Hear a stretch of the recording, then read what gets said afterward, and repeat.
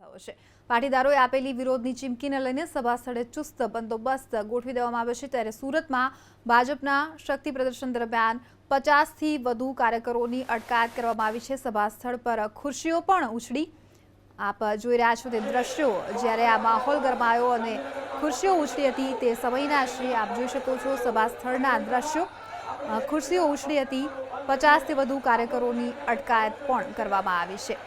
સભા સ્થળની અંદર જ આ રીતે માહોલ ગરમાયો હતો જ્યારે આ સંમેલન ચાલુ થયું ત્યારે, અને 50 જેટલા કાર્યકરોની પણ અટકાયત કરવામાં આવી છે। શાંતિથી આ સમગ્ર મામલાને બતાવટની કોશિશ કરવામાં આવી રહી છે। જે રીતે દ્રશ્યમાં જોવા મળી રહ્યું છે, જે કાર્યકર્તાઓ જોડાયા હતા અને ખુરશીઓ ઉછાળી હતી, જે બેરિકેડ લગાવેલા છે તેને અસ્તવ્યસ્ત કરવાની કોશિશ કરવામાં આવી હતી, તે દ્રશ્ય આપ જોઈ રહ્યા છો આપના ટીવી સ્ક્રીન પર।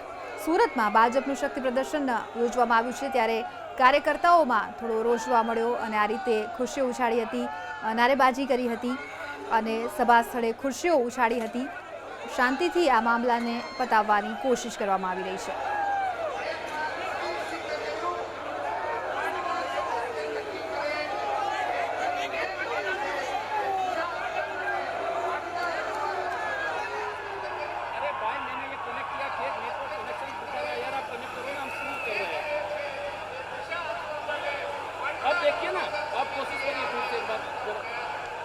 તો અત્યારે જે પ્રકારે દ્રશ્યો મળી રહ્યા છે આપ જોઈ શકો છો કે